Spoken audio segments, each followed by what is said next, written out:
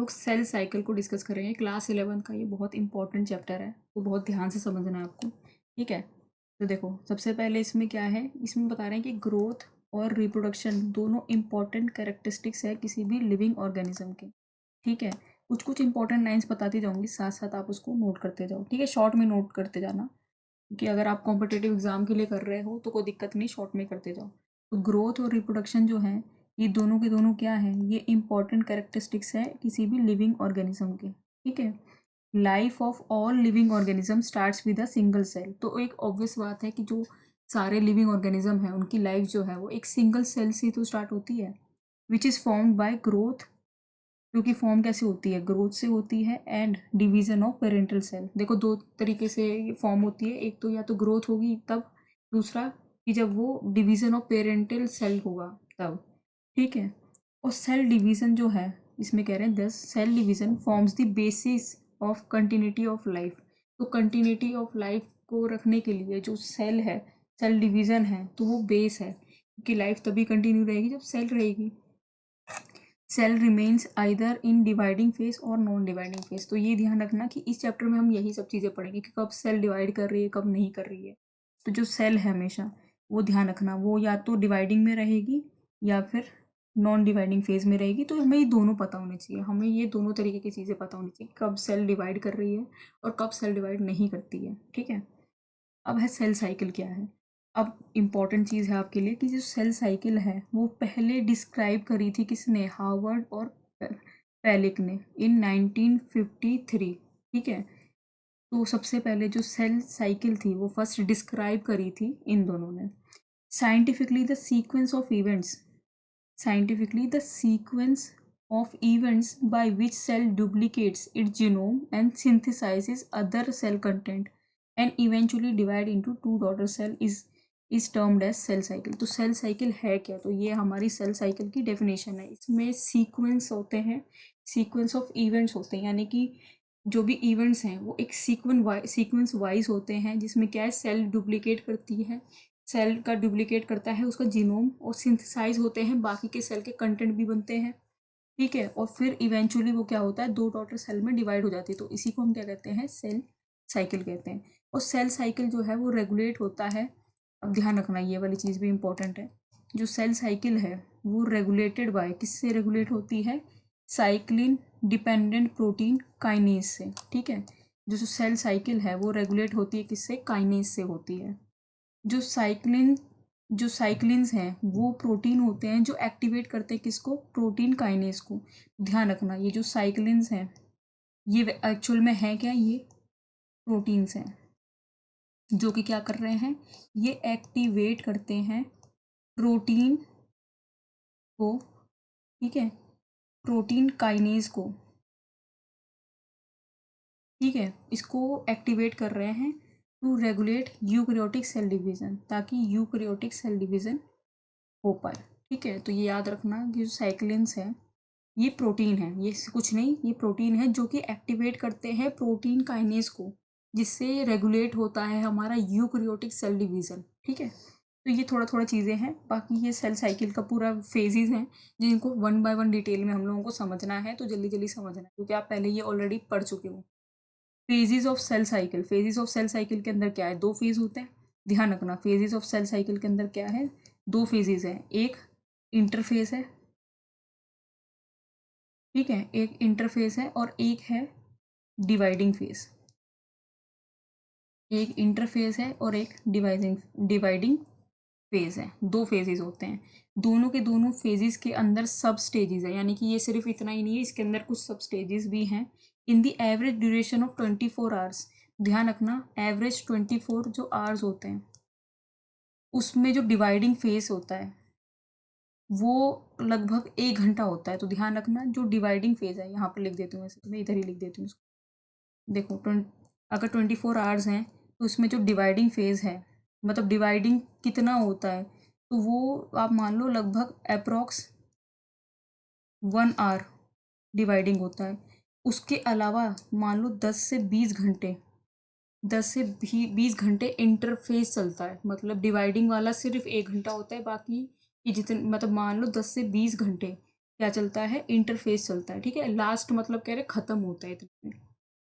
अब है complete description different phases of cell cycle. तो अब ये अलग अलग फेजेस हैं हमारी सेल साइकिल के। एक है G0, G1 फेज भी है, S भी है और G2 भी है और M फेज है।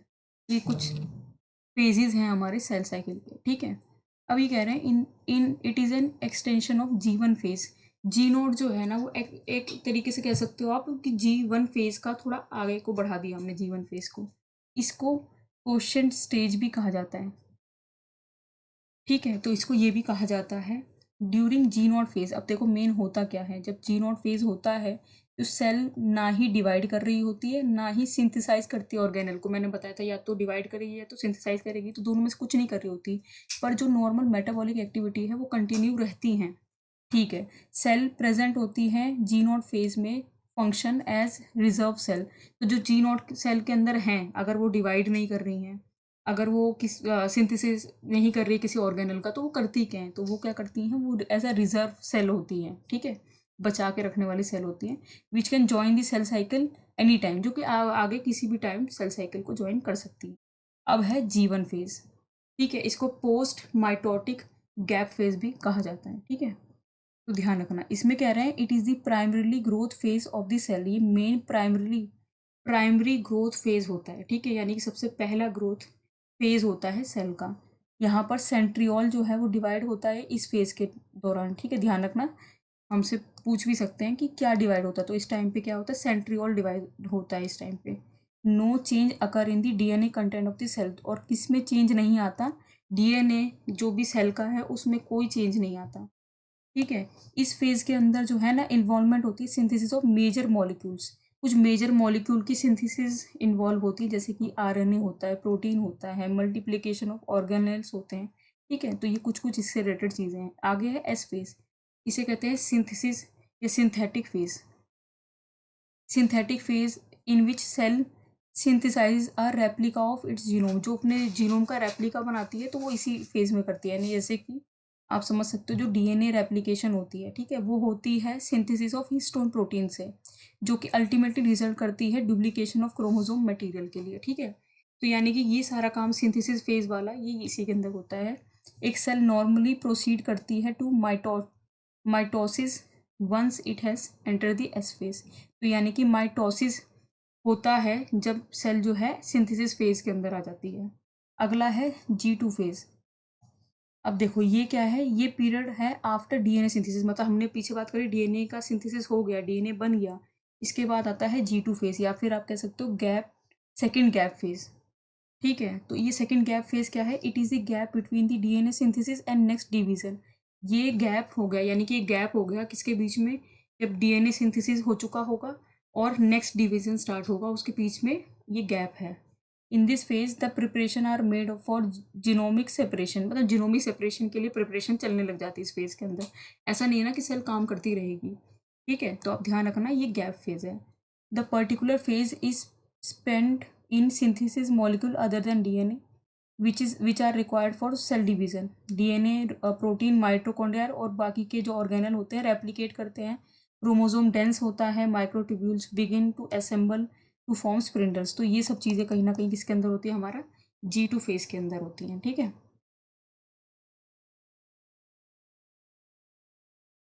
ठीक है, इसके बाद आ गया हमारा M फेज यानी कि माइटोटिक फेज। इसमें क्या है, M फेज रिप्रेजेंट करता है phase when actual cell division occur. तो यहाँ यहाँ ये आपको दिखाता है जब एक्चुअल में सेल डिवीजन हो रहा है, इससे पहले के ये फेजेस हैं, तो आप ध्यान रखना, ठीक है। अब है सेल डिवीजन क्या है। सेल डिवीजन एक डायनामिक कॉम्प्लेक्स और कंटिन्यूस प्रोसेस है। ध्यान रखना कंटिन्यूस प्रोसेस है, जिसमें क्या है मतलब किसी भी ऑर्गेनिज्म के अंदर ये कंटिन्यूस प्रोसेस होता है। लिविंग ऑर्गेनिज्म जो यूनिसेलुलर ऑर्गेनिज्म होते हैं उनके अंदर सेल डिवीजन जो होता है वो fundamental requirement to increase number. Unicellular organism जो है सेल डिवीजन जो है उसमें फंडामेंटल रिक्वायरमेंट होता है ताकि वो इंक्रीज करे अपने नंबर को, ताकि वो अपनी लाइफ को जो है ना मेंटेन रख सके, अपनी लाइफ को जो है वो मेंटेन रख सके, इसलिए होता है। जबकि मल्टी सेलुलर के अंदर देखो यूनिसेलुलर की अप्रोच अलग है इसके लिए और मल्टी सेलुलर की अलग है। मल्टी सेलुलर की क्या है, ये इससे क्या होता है कि उनकी ग्रोथ होती है, डेवलपमेंट होती है, रिपेयरमेंट होती है, रिप्रोडक्शन होता है। सेल डिवीजन तीन तरीके से होता है। ए माइटोसिस, माइटोसिस और मियोसिस, ये 3 तरीके से होता है। हर एक केस में डिवीजन ऑफ न्यूक्लियस होता है जिसको कैरियोकाइनेसिस कहा जाता है, ठीक है। Occur before the division of cytoplasm, मतलब कैरियोकाइनेसिस पहले होता है, बाद में आपका साइटोप्लाज्म का डिवीजन होता है जिसको ये साइटो है, ठीक है, साइटोकाइनेसिस कहा जाता है। इसके बाद है ए माइटोसिस, यानी कि डायरेक्ट सेल डिवीजन भी कहते हैं इसको। अब आपको कुछ कुछ चीज़ें अच्छे से याद रखनी है, जैसे कि it was first discover by Remak in RBC of chicken embryo, ठीक है, कब किसने डिस्कवर करा था पहले, ये याद रखना है आपको। ये मेथड है ए सेक्शुअल रिप्रोडक्शन का विच अकर इन लोअर ऑर्गेनिज्म, जो कि ध्यान रखना ये एक तरीके से ए सेक्शुअल रिप्रोडक्शन के अंदर आता है, जो कि लोअर ऑर्गेनिज्म के अंदर आता है, करते हैं, जैसे कि बैक्टीरिया, प्रोटोजोआ, डिजीज सेल होती है, ओल्ड सेल होती है, मेमिलियन सेल होती है और फीटल मेम्ब्रेन होती है। अब इस डिवीजन के अंदर क्या होता है, कोई भी स्प्रिंडल फॉर्मेशन नहीं होती, ना ही कोई डिस्टिंक्ट क्रोमोसोम फॉर्मेशन होती है। अब ए माइटोसिस में क्या होता है, nucleus of the cell elongate करता है, constriction appear in the nucleus which gradually deepen the and divide the nucleus into 2 daughter cell. देखो कंस्ट्रिक्शन दिखता है न्यूक्लियस के अंदर, जिससे ग्रेजुअली क्या होता है, डीप होता जाता है, और इसके बाद कहीं ना कहीं अल्टीमेटली 2 डॉटर सेल न्यूक्लियर बन जाते हैं, ठीक है। कंस्ट्रिक्शन अपेयर साइटोप्लाज्म में भी होता है, और इसी तरीके से न्यूक्लियर एनवलप रिमेन इंटैक्ट रहता है। डॉटर सेल जो होती हैं, जो फॉर्म होती हैं, अप्रॉक्सीमेटली 2 इक्वल हाफ होती हैं पेरेंट की, तो ये सब इसके बारे में बता रखा है। अब है माइटोसिस। माइटोसिस जो है, अब याद रखना, ये फर्स्ट ऑब्जर्व करा था स्ट्रैसबर्गर ने प्लांट सेल के अंदर, ठीक है। और जो टर्म माइटोसिस है वो कॉइन किया था फ्लेमिंग्स ने। माइटोसिस जो होता है वो 2 स्टेजेस में होता है, कैरियोकाइनेसिस होता है यानी कि डिवीजन ऑफ न्यूक्लियस होता है, और साइटोकाइनेसिस होता है यानी कि डिवीजन ऑफ साइटोप्लाज्म होता है, ठीक है। इसके बाद कैरियोकाइनेसिस के बारे में बता रखा है। अभी हमने ना छोटी क्लास में इसको पढ़ा था कैरियोकाइनेसिस क्या होता है, बट अब आप इसको बहुत डिटेल में पढ़ोगे, ठीक है। सब स्टेजेस की डिवीजन ऑफ न्यूक्लियस वाला जो है, इसकी कुछ सब स्टेजेस भी हैं। पहली सब स्टेज है प्रोफेज, तो ये ध्यान रखना, ये longest phase of the division है, याद रखना ये longest phase of the division है। क्रोमोसोम शॉर्ट एंड होते हैं, इसमें थिक एंड होते हैं by coiling and form tighter packaging of their component, ठीक है। Each chromosome consist of 2 chromatids held together by centromere. Animal cells, the centrioles move opposite pole to the cell, और short microtubule may be seen radiating from centriole, इसको हम लोग asters भी कहा जाता है, ठीक है। Centriole are responsible for the, ये याद रखना, centriole are responsible for the formation of spindle fibre, और in this stage nucleoli disappear and at the end of prophase nuclear envelope is no longer visible. तो prophase के end तक हमें nuclear membrane जो है, न्यूक्लियर एनवलप जो है वो नहीं मिलता, विजिबल नहीं होता। Cell organelle like Golgi body, endoplasmic reticulum जो होते हैं वो प्रेजेंट नहीं होते इस फेज़ में, यानी कि इस फेज़ के अंदर ये चीज़ें नहीं प्रेजेंट होती। इसके बाद आता है मेटाफेज। ये मार्क करा जाता है complete disintegration of nuclear envelope का डिसइंटीग्रेशन यानी कि अलग होना, और ये ध्यान रखना कि ये कब तक लास्ट करता है, 2 से 10 मिनट तक, ठीक है। स्पिंडल फाइबर अटैच हो जाते हैं क्रोमोसोम से bye there and bring chromosome on the equator of spindle, ठीक है। जो क्रोमोसोम है उनको इक्वेटर ऑफ स्पिंडल पे कर देते हैं, ठीक है, मतलब ले आते हैं पास में, और इस फिनोमेना को कहते हैं कॉन्ग्रेशन। इसके बाद सेंट्रोमेयर जो सारे क्रोमोसोम की लाई करते हैं इक्वेटर पे, जो कि फॉर्म करते हैं एक अपेरेंट प्लेट जिसको कहते हैं इक्वेटोरियल प्लेट, ठीक है। इसके बाद है एनाफेज। एनाफेज में बता रखा है कि ये बहुत रैपिड होता है, ये बहुत रैपिड भी होता है, और ये 2-3 मिनट तक लास्ट करता है, ठीक है। सेंट्रोमेयर स्प्लिट करता है, स्पिंडल फाइबर पुल करता है डॉटर सेंट्रोमेयर को ऑपोजिट पोल पे, ठीक है। The pulled chromosome become V shape, जो पुल्ड क्रोमोसोम है वो वी शेप बन जाता है with their arms directed towards the centre, और they move away from the centre during anaphase, ठीक है। इसके बाद टीलोफेज के बारे में बता रखा है। जो टीलोफेज है इसमें कह रहा है chromatids reach the pole of the cell और अनकॉइल और lengthen to form chromatin again, तो फिर क्रोमेटिन दोबारा बन जाता है, ठीक है। इसके बाद स्पिंडल फाइबर डिसइंटीग्रेट हो जाते हैं, सेंट्रियोल जो है वो रेप्लिकेट करता है, न्यूक्लियर एनवलप जो है वो रीफॉर्म होता है around the chromosome at each pole और nuclei. Golgi body endoplasmic reticulum जो है वो रीअपेयर कर जाते हैं, यानी कि दिखने शुरू हो जाते हैं। इसके बाद कह रहे हैं जो टीलोफेज है, जो टीलोफेज होता है वो लास्ट फेज ऑफ कैरियोकाइनेसिस होता है। ठीक है, ध्यान रखना, कैरियोकाइनेसिस का लास्ट फेज होता है। It is followed by cytokinesis, मतलब इसके आगे फिर क्या होता है, साइटोकाइनेसिस होता है, which takes place through cell plate. तो सेल प्लेट के थ्रू वो होता है इन प्लांट्स में, एंड बाय क्लीवेज और furrow in the animal cell. Cleavage या फिर फोरो के थ्रू होता है किसमें, एनिमल सेल के अंदर। इसके आगे हम पढ़ेंगे भी वैसे इसके बारे में। तो number of cell within an organism is also increase mitosis. तो नंबर ऑफ सेल जो किसी भी ऑर्गेनिज्म में होते हैं वो इंक्रीज होते हैं किससे, माइटोसिस से, और इस प्रोसेस को कहते हैं हम हाइपरप्लेशिया, और ये फॉर्म करता है बेसिस फॉर ग्रोथ। ठीक है, अब देखो एक चीज़ और बता रखी है कि जो माइटोटिक डिवीज़न है वो अगर अनकंट्रोल हो जाता है किसी भी पार्ट ऑफ द बॉडी में, तो इससे मैलिग्नेंट सेल्स बन जाती हैं, और ये जो सेल्स होती हैं वो कंटिन्यू करती हैं, डिवाइड करती रहती हैं, जिससे मैलिग्नेंट ट्यूमर हो जाता है इसी को। और ये कंडीशन होती है कैंसर के अंदर, ये कि आप क्लास 12 में पढ़ चुके हो उस चीज़ को। मैलिग्नेंट मतलब ये कैंसर के बारे में जो हमने पढ़ा है, तो ये मैलिग्नेंट सेल जो है इनके बारे में पता चल गया। खैर आपको, आपने 12th में पढ़ा होगा इसको। अगला है साइटोकाइनेसिस। तो इसमें दो मेथड है, अभी थोड़ा सा पहले पीछे रेफरेंस भी दिया था। एक सेल फोरो मेथड है जो कि एनिमल का करेक्टरिस्टिक्स है, और एक सेल प्लेट मेथड है जो कि प्लांट का करेक्टरिस्टिक्स है। ठीक है, ज़्यादा तो कुछ खैर ऐसा वो नहीं है, बस ये बता रखा है इस मेथड में फोरो बन जाता है, दिखता है, अपेयर करता है प्लाज्मा मेम्ब्रेन पे, सेंटर ऑफ द इक्वेटर पे। ठीक है, फिर वो डीपर होता है, और फाइनली दो डॉटर सेल जो होते हैं वो सेपरेट हो जाते हैं।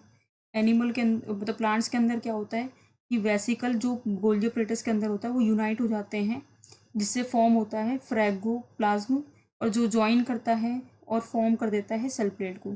सेल प्लेट को first lay down in the centre, मतलब पहले सेंटर में ले डाउन होती है, and then proceed towards the periphery. तो ये बता रखा है। तो सेल वॉल जो होती है मटेरियल की वो ले डाउन होती है दोनों साइड पे। ठीक है, और रिजल्ट हो जाता, फिर इसके बाद क्या होती है, वो डॉटर सेल बन जाएंगी। माइटोसिस, तो माइटोसिस का सिग्निफिकेंस क्या है, हम इतना डिटेल में पढ़ तो रहे हैं इन सब चीज़ों को, पर सिग्निफिकेंस क्या है इसका वो जानना है। तो ये कह रहे हैं it is restricted to diploid cells only. ये याद रखना, सिर्फ और सिर्फ ये रिस्ट्रिक्टेड है डिप्लॉयड पे, यानी हैप्लॉइड्स तक नहीं है, सिर्फ और सिर्फ डिप्लॉयड सेल तक ही सिर्फ और सिर्फ डिप्लॉयड सेल तक ही रिस्ट्रिक्टेड है। However, in some plants and social insects, haploid cells also divided by mitosis। देखो अब कुछ आपको एक्सेप्शन मिल गई ना, वैसे तो इसने बोला कि रिस्ट्रिक्टेड है, किस तक रिस्ट्रिक्टेड है, डिप्लॉयड सेल तक है, पर कुछ प्लांट्स में और कुछ सोशल इंसेक्ट्स हैं जिनमें हैप्लॉइड सेल भी डिवाइड हो रही हैं माइटोसिस से। तो ये चीज़ याद रखना है। ठीक है, it results in the production of diploid it results in the production of diploid daughter cells with identical genetic combination usually result in the genetic stability। तो इसकी वजह से डिप्लॉयड डॉटर सेल्स होता है, ठीक है, विद आइडेंटिकल जेनेटिक कॉम्बिनेशन, उनका identical genetic combination है, और usually result in genetic stability. तो growth of multicellular organism is due to the mitosis. तो हम कह सकते हैं कि जो growth of multicellular organism है वो क्यों होती है, वो ड्यू टू माइटोसिस होता है। It also restores nucleocytoplasmic ratio and surface volume ratio of the cell. तो ये इसको भी रिस्टोर करके रखता है। Mitosis in meristematic tissue, mitosis जो होता है meristematic tissue like apical and lateral cambium result in the continuous growth of the plant throughout their life. ठीक है, माइटोसिस हेल्प करता है सेल रिपेयर में, regeneration of injured and lost body parts में। It forms the basis for asexual reproduction in both plants and animals. तो ये कुछ difference between mitosis in plants and animal दे रखा है, या आप स्क्रीनशॉट ले लो, आप इसको पढ़ लेना, रीड मार लेना। अब है मियोसिस, मियोसिस के बारे में पढ़ना है। ठीक है, माइटोसिस पढ़ा हमने, उसकी सब स्टेजेस के बारे में पढ़ा, अब हम लोगों को पढ़ना है मियोसिस के बारे में। फिर से ये जो टर्म थी मियोसिस, ये भी कॉइन करी है दो लोगों ने, फार्मर एंड मूरे ने, इन 1905 में। दो stages process of cell division, it is the two stages process of cell division, दो stages process at cell division का in sexually reproducing organism that result in cell having half of the chromosome number of the original cell. तो original cell से half number of chromosome होते हैं इसमें।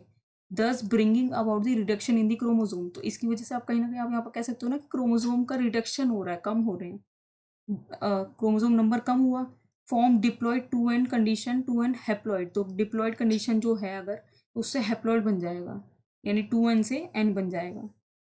इस तरीके के रिडक्शन बिकम नेसेसरी, मतलब ये अब कह रहे हैं हम लोग तो ये रिडक्शन हो रहा है, तो पर ये नेसेसरी होता है for maintaining the chromosome number during sexual reproduction. तो सेक्सुअल रिप्रोडक्शन के टाइम पे ये रिडक्शन बहुत ज़रूरी है, ठीक है। Meiosis is necessary for the formation of gametes in animals. Meiosis जरूरी क्यों है? क्योंकि उससे फॉर्मेशन ऑफ गैमेट्स होती है, ठीक है। बाकी स्पोर्स का भी होता है in plants. Meiosis is completed by two division. Meiosis complete होता है दो डिवीजन से।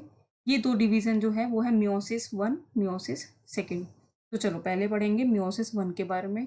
तो एक और इम्पॉर्टेंट चीज़ कि मियोसिस वन डिवीजन जो है इसको कहते हैं हेट्रोटिपिक और रिडक्शन डिवीजन, ठीक है। It includes the following stage, इसके अंदर ये कुछ स्टेजेस आती हैं, ठीक है। प्रोफेज वन आता है इसके अंदर। तो ये कह रहे हैं कि जो प्रोफेज वन है ये लॉन्गेस्ट फेज होता है, ध्यान रखना।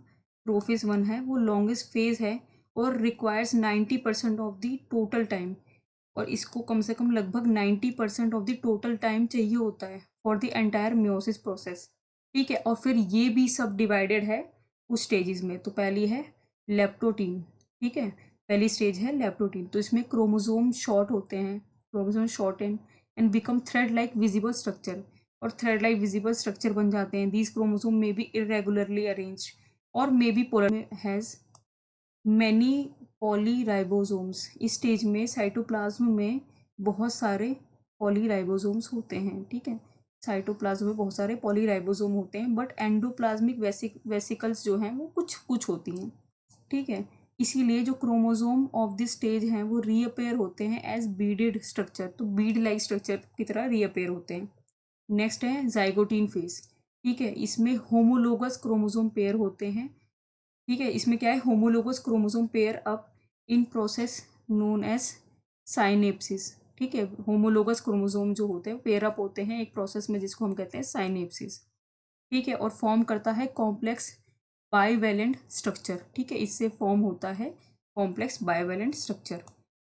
हर एक पेयर ऑफ बाइवेलेंट जो है वो एसोसिएटेड है चार क्रोमेटिड से और दो सेंट्रोमेर से। एक क्रोमोसोम ऑफ द पेयर जो है वो आता है मेल पेरेंट से और दूसरा आता है किससे, फीमेल पेरेंट से। नेक्स्ट है जब सिनाइप्सिस जो है वो कंप्लीट हो जाता है, तो ये तब स्टार्ट हो जाता है जब साइनेप्सिस कंप्लीट हो जाता है। ये कैरेक्टराइज आप कर सकते हो जब आपको reappearance of recombinant nodule chromosome pair के बीच में दिखते हैं, ठीक है। अब ये स्टेज जो है वो शो करती है beginning of crossing over process, crossing over process का बिगनिंग दिखाता है। इस स्टेज में बाइवेलेंट क्रोमोसोम अपेयर होते हैं एज टेट्राड, ठीक है। तो टेट्राड की तरह दिखते हैं। Crossing over non sister chromatids of homologous chromosome जो होते हैं वो एक्सचेंज होते हैं segment between themselves. It is an enzyme mediated process involving enzyme recombinase. इसके बाद है डिप्लोटीन स्टेज जो कि मार्क्ड होती है by the dissolution of the synaptonemal complex and chiasma termination. इससे हमें, ठीक है, इसमें डिसोल्यूशन इन दोनों चीज़ों का होता है। काइज्मा जो होता है वो रिजल्ट होता है in the fact is the result of the fact that chromosomal part जो होता है begin to repel each other. जो क्रोमोजोमल पार्ट होता है वो रिपेल करता है एक दूसरे को एक्सेप्ट इन द रीजन जहाँ पर ये कॉन्टैक्ट में होते हैं। It is N x shape structure, तो ये याद रखना ये एक एक्स शेप स्ट्रक्चर होता है, नेसेसरी होता है for the separation of homologous chromosome. Homologous chromosome का सेपरेशन के लिए ज़रूरी होता है। अब जो स्टेज है वो है डाइकाइनेसिस।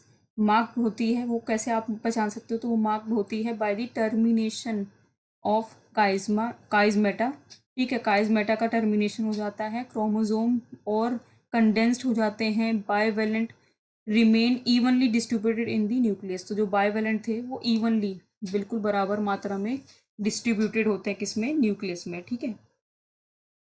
इसके बाद है न्यूक्लियोलस जो है वो डिसअपेयर हो जाता है और न्यूक्लियर मेम्ब्रेन ब्रेक हो जाती है पूरी तरीके से। और फिर क्या होता है इस स्टेज के बाद जो metaphase one after this stage metaphase 1 अकर होता है, जहाँ पर बाइवेलेंट जो है वो अरेंज होते हैं इक्वेटर ऑफ द स्पिंडल में और अटैच हो जाते हैं किससे, सेंट्रोमेयर में। ठीक है, ये याद रखना। अगले में कह रहे हैं कि अब नेक्स्ट है एनाफेज 1। इसमें जो स्पिंडल फाइबर होते हैं वो पुल होते हैं chromosomal homologous chromosome towards the opposite pole of the spindle. और दिस सेपरेशन ऑफ क्रोमोजोम जो होते हैं दो हेप्लॉइड में सेट्स में, ठीक है, तो ये कह रहे हैं कि एक हाफ हो जाते हैं स्टेज तक। नेक्स्ट है टीलोफेज 1। तो इसमें क्या होता है, क्रोमेटिड्स जो होते हैं यूजुअली अनकॉइल्ड होते हैं और न्यूक्लियर एनवलप जो होता है रीफॉर्म हो जाता है हर एक पोल पे, और न्यूक्लियस जो है वो एंटर कर जाता है इनटू द इंटरफेज। क्लीवेज और सेल वॉल फॉर्मेशन जो है वो सिमिलर टू माइटोसिस होता है। ये कह रहे क्लीवेज एनिमल सेल के अंदर और सेल वॉल फॉर्मेशन प्लांट के अंदर, ये दोनों सिमिलर होते हैं माइटोसिस से। ठीक है, नॉर्मली जो इंटरफेज होता है वो देखा नहीं जाता दो मियोटिक डिवीजन में। इवन इफ इट अकर, अगर वो होता है तो डीएनए का रेप्लिकेशन नहीं होता वहाँ पर। अगला है सेपरेशन ऑफ क्रोमेटिड्स में और सेंट्रोमेयर में। इसको हम लोग होमोटिपिक और इक्वेशनल डिवीजन भी कहते हैं। ठीक है, इसमें आगे दे रखा है प्रोफेज सेकेंड। ठीक है, इसमें कह रहे हैं न्यूक्लियाई जो है और न्यूक्लियर एनवलप जो है वो डिस्पर्स होता है और जो क्रोमेटिड्स होते हैं वो छोटे और थिक हो जाते हैं। ठीक है, सेंट्रियोल जो होता है अगर प्रेजेंट होता है तो वो मूव करता है opposite pole of the cell में, और at the end of the prophase second new spindle fibre जो होते हैं वो बन जाते हैं। तो ये भी याद रखना। इसके बाद कह रहे हैं कि ये अरेंज होते हैं right angle to the spindle of meiosis 1, right angle पे होते हैं। क्रोमोसोम लाइन अप होते हैं separately around the equator of spindle during the metaphase 2। These chromosome जो हैं, मतलब these chromosome are arrange in row में प्लेट जो होती है वो वहाँ पर फॉर्म हो जाती है। ये फेज फॉलो होता है एनाफेज सेकंड से, जहाँ पर सेंट्रोमेयर जो होता है वो डिवाइड होता है स्पिंडल फाइबर जो पुल स्पिंडल फाइबर जो है वो उनको पुल करा जाता है क्रोमेटिड से ऑपोजिट पोल पे।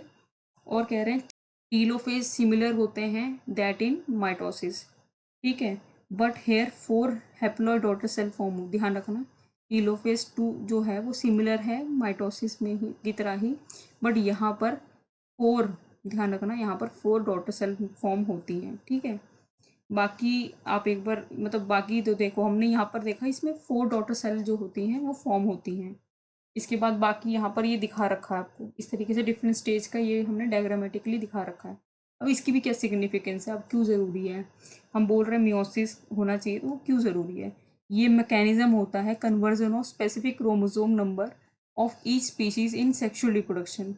तो ये मैकेनिज्म होता है जिसमें conversion of specific chromosome number होता है हर एक स्पीशीज में सेक्शुअल रिप्रोडक्शन में। ठीक है, मतलब सेक्शुअली रिप्रोड्यूसिंग ऑर्गेनिज्म में। ये प्रोवाइड करता है chance for appearance of new gene, ये एक चांस दे देता है जिससे हमें एक नई जीन भी कॉम्बिनेशन मिल सकता है। ठीक है, इंक्रीज करता है जेनेटिक वेरिएबिलिटी को पॉपुलेशन के अंदर from one generation to the next. और वेरिएशन हेल्प कुछ प्रोटीन से कंट्रोल होती है, कुछ सर्टेन पॉइंट पे होती है। ठीक है, इस पॉइंट को कहते हैं हम लोग चेक पॉइंट्स। ठीक है, सेल साइकिल को जब कंट्रोल करा जाता है कुछ सर्टेन प्रोटीन के द्वारा कुछ सर्टेन पॉइंट्स पे, तो उसको हम कहते हैं check point. These protein are called cyclin dependent protein. तो जो CDK है इनफैक्ट एक एंजाइम है जो कि ऐड करता है नेगेटिव चार्ज फॉस्फेट ग्रुप। ठीक है, negative charge phosphate group to the other molecule through phosphorylation process. ठीक है, CDK कह रहे हैं कि ये क्या करता है, ये ऐड करता है नेगेटिव चार्ज फॉस्फेट ग्रुप को पे ऐड कर देता है। ठीक है, दूसरे मॉलिक्यूल्स में, ताकि थ्रू फॉस्फोराइलेशन प्रोसेस के थ्रू करता है। This signal this signal the cell to enter the next चीज़ हुई, इससे क्या है कि जो सेल है उसको सिग्नल मिलता है कि वो next stage of the cell cycle में जाए। बट जो CDK जो होता है, CDKs होते हैं वो डिपेंडेंट होते हैं on cyclins for their activation. तो ये ध्यान रखना, CDKs जो होते हैं वो डिपेंडेंट होते हैं साइक्लिन पे अपने एक्टिवेशन के लिए। और जो साइक्लिन होता है वो एक्टिवेटिंग प्रोटीन होते हैं जो बाइंड करते हैं CDK से, जिससे साइक्लिन CDK कॉम्प्लेक्स बनता है। ठीक है, the exit from particular phase of the cell cycle takes place.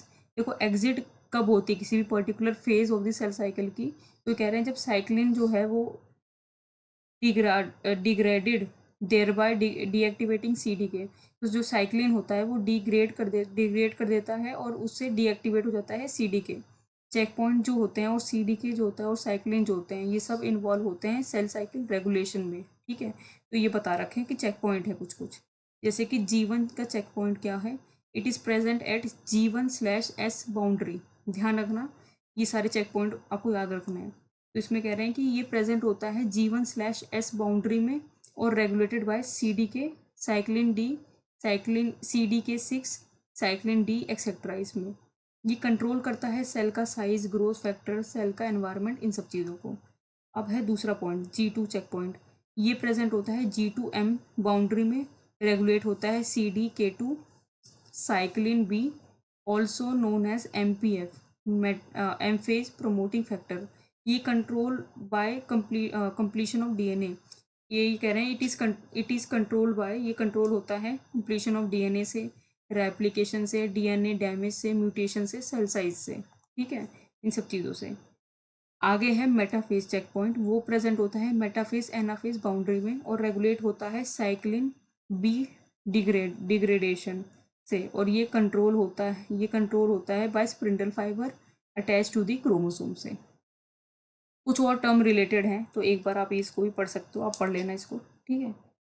इसके बाद हमारे हैं MCQ।